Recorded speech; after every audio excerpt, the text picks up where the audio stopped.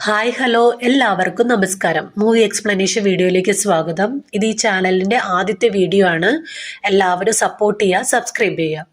നമ്മൾ ഇന്ന് പറയാൻ പോകുന്നത് 2021 റിലീസ് ചെയ്ത A girl on the train എന്ന സിനിമയുടെ കഥയാണ്. സിനിമയുടെ തുടക്കം കാണിക്കുന്നത് ഒരു പെൺകുട്ടി കാട്ടിലൂടെ ഓടുന്നതാണ്. അവളെ ചേസ് ചെയ്തുകൊണ്ട് പുറകെ ഒരാൾ ഓടുന്നുണ്ട്. മുഖം നമ്മളെ കാണിക്കുന്നില്ല. ഒരു ഹുഡി ധരിച്ചിരിക്കുന്ന കാരണം മുഖം നമുക്ക് വ്യക്തമായി കാണാൻ പറ്റില്ല. ഈ പെൺകുട്ടി ഓടി ഒരു മരത്തിന് പുറകിലൊളിക്കും.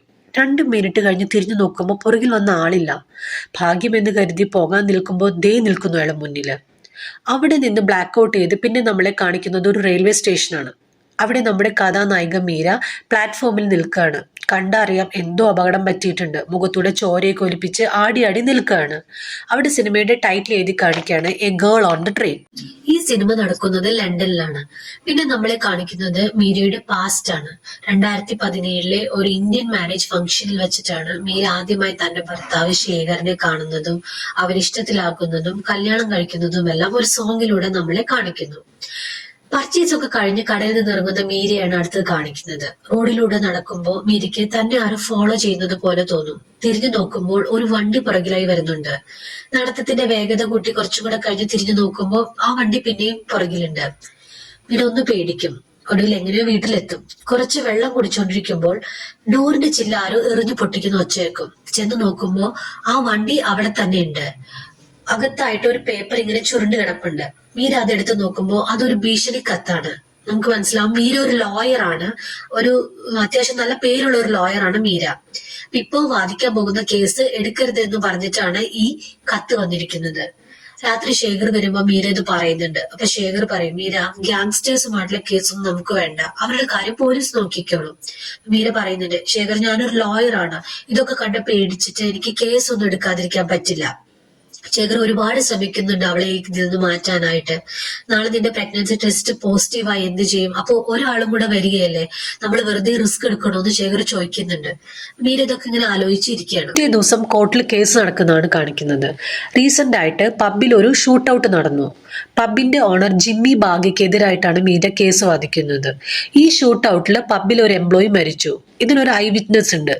ഇത്രയും നാളും ആ ഐ വിറ്റ്നസിനെയും വീട്ടുകാരെയും ഈ ബാഗയുടെ ആൾക്കാർ ഭീഷണിപ്പെടുത്തി വെച്ചിരിക്കുകയാണ്. ഇപ്പൊ ആ പയ്യൻ ധൈര്യമായി മുന്നോട്ട് വന്ന് സാക്ഷി പറയുകയാണ്. അപ്പൊ അവന് വേണ്ടിയിട്ടാണ് മീര കേസ് വാദിക്കുന്നത്. കേസിന്റെ അവസാനം ബാഗയ്ക്ക് ജീവപര്യന്തം തടവ് കിട്ടും. മീര അങ്ങനെ കേസ് ജയിച്ചു. മീരയെ കാത്ത് പുറത്ത് ഭർത്താവ് നിൽക്കുന്നുണ്ടോ? പ്രഗ്നൻസി റിസൾട്ട് പോസിറ്റീവായി. രണ്ടുപേർക്കും സന്തോഷമായി. പിന്നെ 6 മാസങ്ങൾക്ക് ശേഷമാണ് കാണിക്കുന്നത്. സിനിമയൊക്കെ കണ്ട് ശേഖരന്റെ കൈയും പിടിച്ചു വരുന്ന ഗർഭിണിയായ മീരയാണ് പിന്നെ കാണിക്കുന്നത്. വളരെയധികം സന്തോഷത്തോടെ രണ്ടുപേരും വർത്താനമൊക്കെ പറഞ്ഞു പോകുന്നതിനിടയിൽ ഇവരുടെ വണ്ടിയിൽ വേറൊരു വണ്ടി വന്നിടിക്കും. അതിൽ 2 പേർക്കും കാര്യമായ പരിക്കു പറ്റും. പിന്നെ നമ്മളെ കാണിക്കുന്നത് 2019 മീരയുടെ വോയിസിൽ തന്റെ ജീവിതത്തിൽ നടന്ന കാര്യങ്ങൾ പറയുന്നതായിട്ട്. ഇവിടെ നമ്മളെ മീരെ കാണിക്കുന്നുണ്ട്. വളരെയധികം ഡിപ്രഷനൊക്കെ ബാധിച്ച ഒരു ആൽക്കഹോളിക് ആയിട്ടുള്ള മീരയാണ് നമ്മളെ കാണിക്കുന്നത്. മീര പറയുന്നുണ്ട്, ശേഖർ പറഞ്ഞതായിരുന്നു കേസ് വാദിക്കരുതെന്ന്, പക്ഷെ ഞാൻ പിടിവാശി കാണിച്ചു. എൻ്റെ ആ ഒരു തെറ്റുകൊണ്ട് ജീവിതം തന്നെ മാറിപ്പോയി. ആ ആക്സിഡന്റിന് ശേഷം എനിക്ക് മിസ്കാരേജ് ആയി.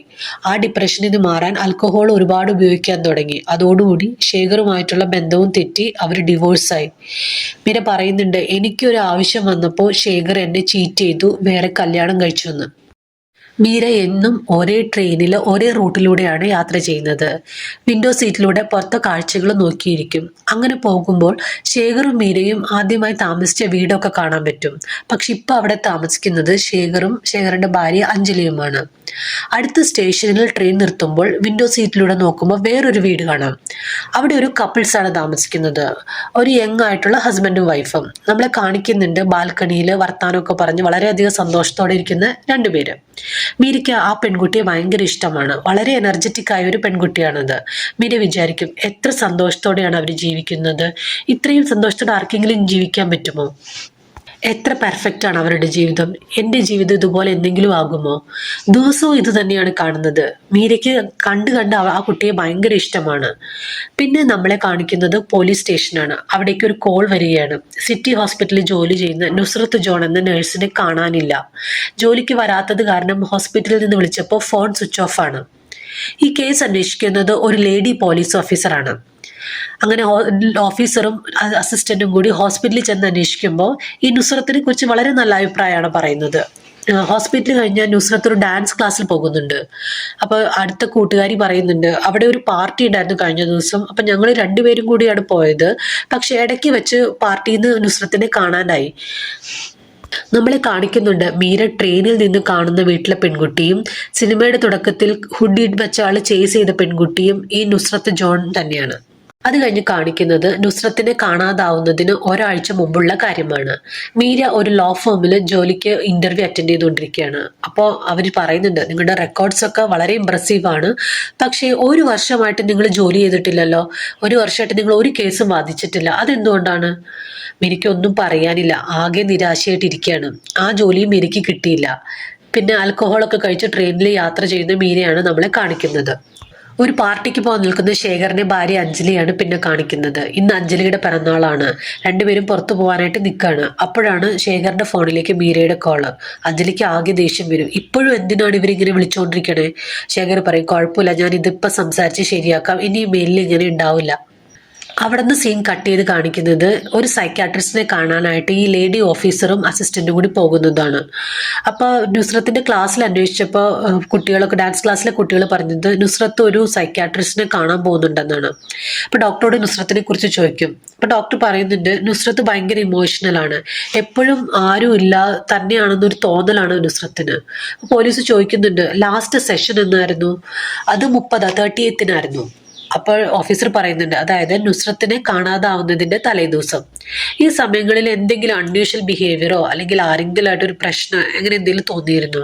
അപ്പൊ ഡോക്ടർ പറയുന്നുണ്ട് കഴിഞ്ഞ ആഴ്ച ഞാൻ ഡാൻസ് ക്ലാസ് കഴിഞ്ഞ് അവളെ കാണുമ്പോൾ ആരോ ഒരാളുമായിട്ട് ചെറിയൊരു തർക്കം പോലെ തോന്നി.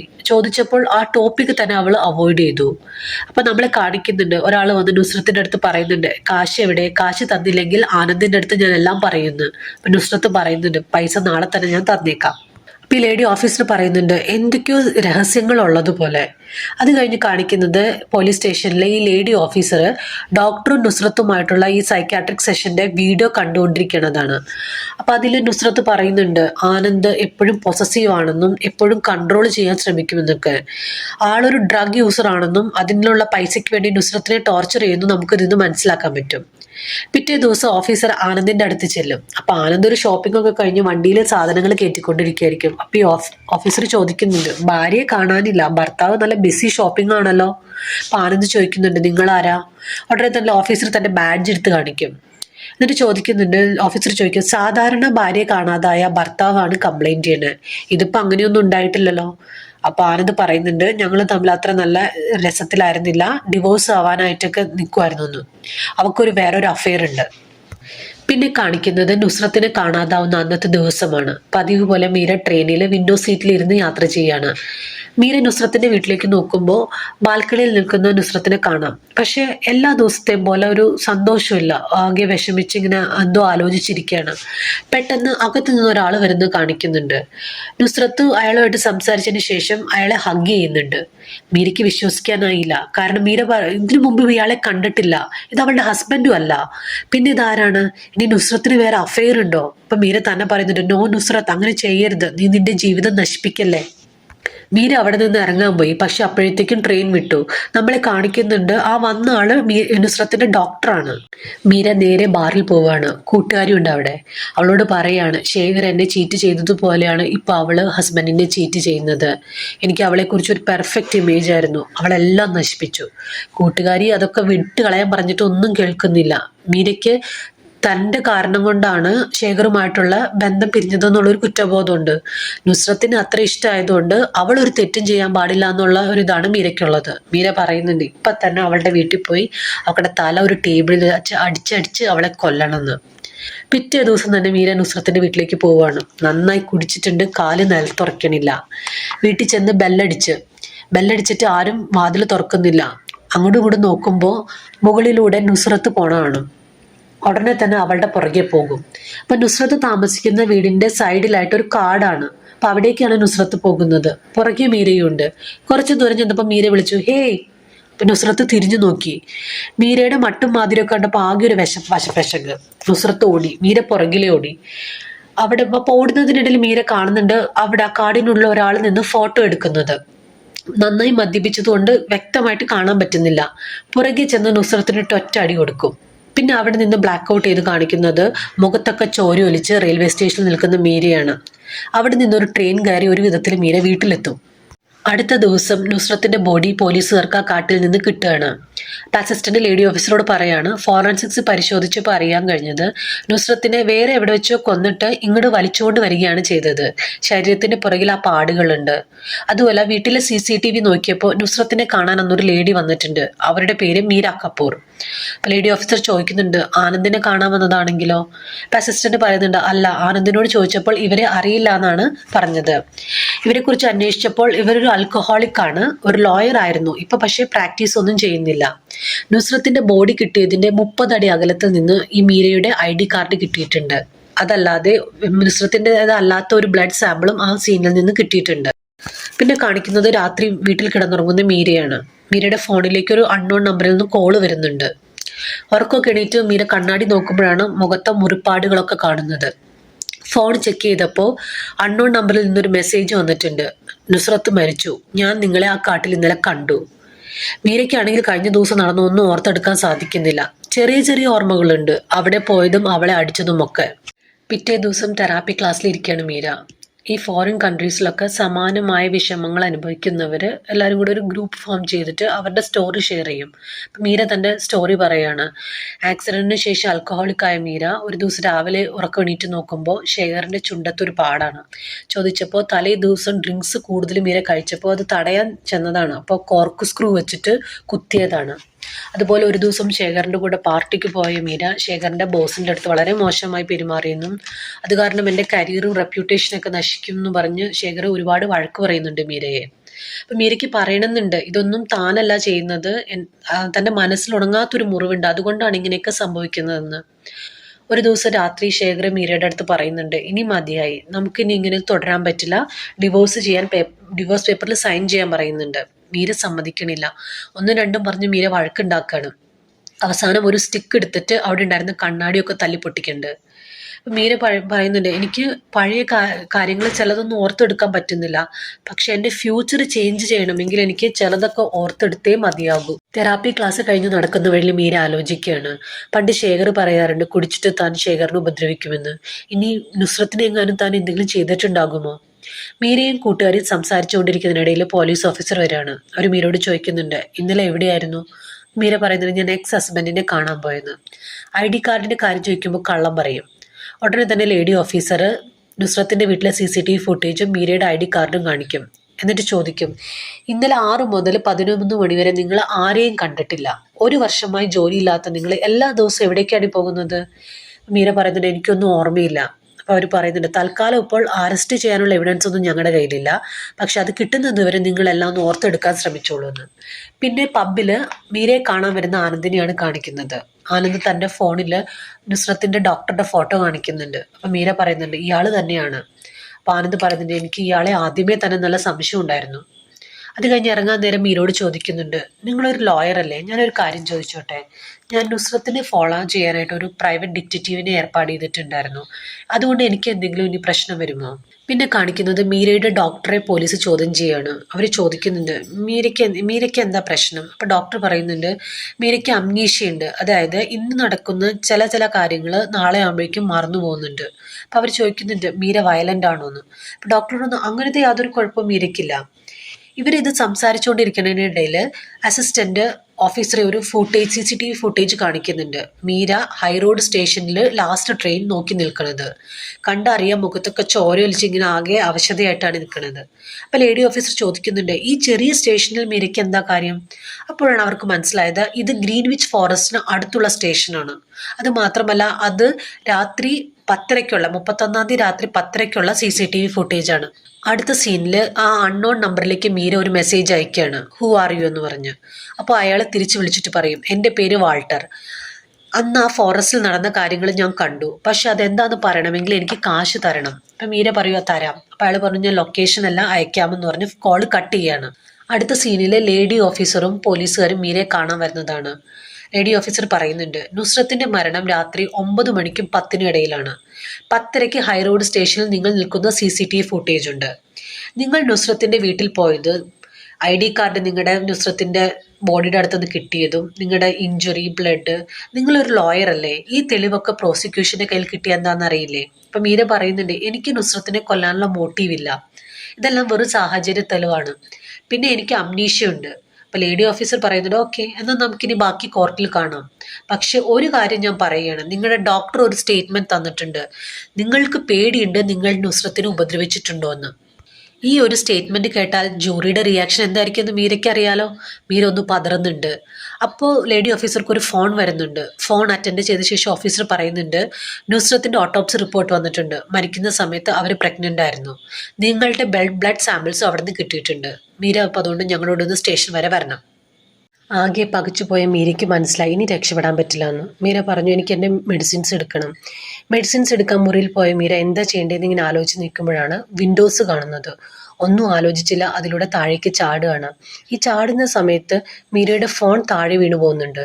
ഇതാ ലേഡി ഓഫീസറുടെ കൈ കിട്ടുകയാണ്. അത് കഴിഞ്ഞ് കാണിക്കുന്നത് അന്ന് ആ ഭാഗ്യയുടെ കയ്യിൽ നിന്നും രക്ഷിച്ച പയ്യനെ കാണാൻ മീര പോകുന്നതാണ്. അവനോട് പറഞ്ഞു, എനിക്ക് എന്നെ ഒന്ന് സഹായിക്കണം. അവൻ പറഞ്ഞു, എന്ത് വേണമെങ്കിലും ചെയ്യാം, എനിക്കൊരു ഫോണും കുറച്ച് ക്യാഷും ഒരു ഗണ്ണും വേണം. അവൻ അത് സംഘടിപ്പിച്ച് കൊടുക്കുകയാണ്. പിന്നെ കാണിക്കുന്നത് ജോലി കഴിഞ്ഞ് കാറിലേക്ക് വരുന്ന ഡോക്ടറെയാണ്. ഡോക്ടർ കാറിൽ കയറിയതും മീര അതിൻ്റെ ഉള്ളിലുണ്ടാവും. തോക്ക് എടുത്തിട്ട് ഡോക്ടറുടെ നെറ്റിക്ക് വെച്ച് മീര ചോദിക്കും, നുസ്രത്ത് പ്രഗ്നൻ്റ് ആയിരുന്നു, ഡോക്ടർക്ക് അതറിയാമോ? ഞാൻ നിങ്ങളെ ഒരുമിച്ച് കണ്ടിട്ടുണ്ട്. അപ്പോൾ ഡോക്ടർ പറയും, ആദ്യം നിഷേധിക്കാൻ നോക്കുമെങ്കിലും പിന്നീട് ഡോക്ടർ സത്യം പറയാണ്. പ്രഗ്നൻസി ടെസ്റ്റ് പോസിറ്റീവ് ആയപ്പോൾ നുസ്രത്ത് ഡോക്ടറെ വിളിച്ചു. എന്നിട്ട് പറഞ്ഞു, എനിക്കൊന്ന് അത്യാവശ്യമായിട്ട് കാണണം, ഇവിടം വരെ ഒന്ന് വരാമോ എന്ന്. ഡോക്ടർ നുസ്രത്തിനെ കാണാൻ ചെല്ലുകയാണ്. അപ്പോൾ ഡോക്ടറോട് പറയുന്നുണ്ട്, ഞാൻ പ്രഗ്നൻ്റ് ആണ്, എനിക്ക് കുഞ്ഞിനെ വേണം, പക്ഷെ എനിക്ക് പേടിയാവുന്നുണ്ട്. അപ്പോൾ ഡോക്ടർ ചോദിക്കുന്നുണ്ട്, എന്തിനാണ്? അപ്പോഴാണ് ഡോക്ടറെ നുസ്രത്ത് ഹഗ് ചെയ്യുന്നത്. ഈ സീനാണ് മീര അന്ന് ട്രെയിനിൽ നിന്ന് കാണുന്നത്. നുസ്രത്ത് ഡോക്ടറോട് പറയുന്നുണ്ട്, കുട്ടിയുടെ അച്ഛൻ ആനന്ദല്ല. അപ്പോൾ ഡോക്ടർ ചോദിക്കുന്നുണ്ട്, പിന്നെ ആരാ? പക്ഷെ അവൾ അതിന് ഉത്തരം പറയില്ല. പക്ഷെ ആരെയോ കണ്ടിന്യൂസ് ആയിട്ട് ഇങ്ങനെ ഫോണിൽ ട്രൈ ചെയ്യുന്നുണ്ടായിരുന്നു. അന്ന് രാത്രിക്കുള്ളിൽ അതിനൊരു സൊല്യൂഷൻ കാണുമെന്ന് നുസ്രത്ത് പറഞ്ഞിരുന്നു. മീര അപ്പോൾ വിചാരിക്കുന്നുണ്ട്, അയാളെ കാണാനായിരിക്കും അന്ന് അവിടേക്ക് നുസ്രത്ത് പോയത്. അപ്പോൾ ചിലപ്പോൾ കില്ലർ അയാളാകാനും സാധ്യതയുണ്ട്.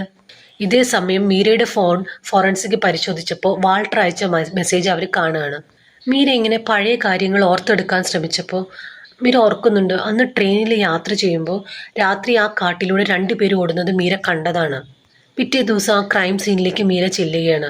നോക്കുമ്പോൾ ഈ കാട് കഴിഞ്ഞ പിന്നെ ഒരു റെയിലാണ്. ആ റെയിൽ കടന്ന് മീര നോക്കുമ്പോൾ അവിടെ ഒരു പയ്യൻ കുതിരയുമായിട്ടൊക്കെ നിൽക്കുന്നുണ്ട്. മീര അവൻ്റെ അടുത്ത് ചെന്നിട്ട് തൻ്റെ ഫോണിലുള്ള നുസ്രത്തിൻ്റെ പടം കാണിച്ചിട്ട് ചോദിക്കും, ഈ പെൺകുട്ടി അറിയാമോ എന്ന്. അവൻ പറയില്ല. അത് കഴിഞ്ഞ് മീര ചോദിക്കുന്നുണ്ട്, എന്നെ അറിയുമോയെന്ന്. അപ്പോൾ അവൻ പറയില്ല. അത് കഴിഞ്ഞ് കാണിക്കുന്നത് റെയിൽവേ സ്റ്റേഷനാണ്. മീര എവിടെയോ പോകാനായിട്ട് കാർഡ് പഞ്ച് ചെയ്യുമ്പോൾ അത് വർക്ക് ചെയ്യില്ല. ടിക്കറ്റ് കൗണ്ടറിൽ ചെന്ന് അന്വേഷിക്കുമ്പോൾ അയാൾ പറയും, ബാലൻസ് തീർന്നതാണ്. നിങ്ങൾ ലാസ്റ്റ് യാത്ര ചെയ്തത് ഹൈറോഡ് മുതൽ റെഡ് ബ്രിഡ്ജ് വരെ 8:30 പെട്ടെന്ന് മീര ചോദിക്കും, ഒന്നും കൂടി പറയാൻ ചോദിക്കാം സമയം. 8:30 ഹൈറോഡിൽ മുതൽ റെഡ് ബ്രിഡ്ജ് വരെ 8:30 നിങ്ങൾ യാത്ര ചെയ്തത്. മീരയ്ക്ക് ആകെ കൺഫ്യൂഷൻ ആവും.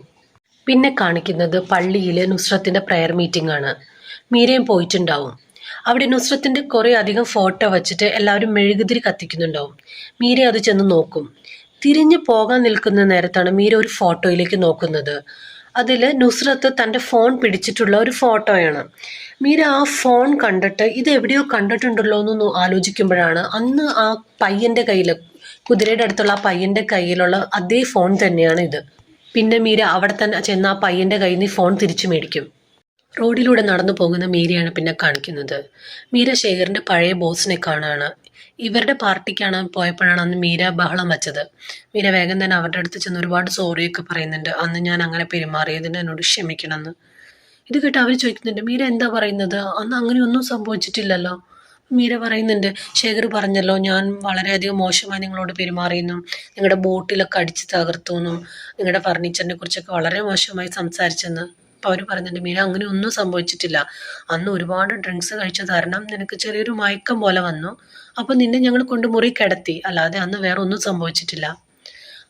മീര ചോദിക്കുന്നുണ്ട്, അപ്പോൾ പിന്നെ നിങ്ങൾ ശേഖറിനെ എന്തിനാ ജോലിയിൽ നിന്ന് പറഞ്ഞു വിട്ടത്? അവർ പറയാണ്, ഒരു ലേഡി സ്റ്റാഫിൻ്റെ അടുത്ത് വളരെ മോശമായി പെരുമാറിയത് കൊണ്ടാണ് ശേഖറിനെ പറഞ്ഞു വിട്ടത്. നീ അയാളുടെ അടുത്തുനിന്ന് പോയത് നന്നായി, കാരണം ലേഡീസിൻ്റെ വിഷയത്തിൽ അത്ര നല്ല ഡീസൻ്റ് ഒന്നുമല്ല ശേഖർ.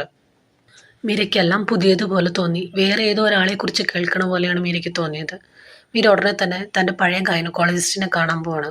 അപ്പോൾ ഡോക്ടർ പറയുന്നുണ്ട്, മീര അന്നത്തെ ആക്സിഡൻറ്റിന് ശേഷം ഞാൻ ശേഖരോട് പറഞ്ഞതാണ്, മീരയ്ക്ക് ഒരു കുഴപ്പമില്ല, ഇനി രണ്ടാമത് കുട്ടി ഉണ്ടായാലും യാതൊരു കോംപ്ലിക്കേഷനും ഉണ്ടാവില്ല, നിങ്ങൾക്ക് ധൈര്യമായിട്ട് രണ്ടാമതൊരു കുട്ടിയെ ട്രൈ ചെയ്യാമെന്ന്.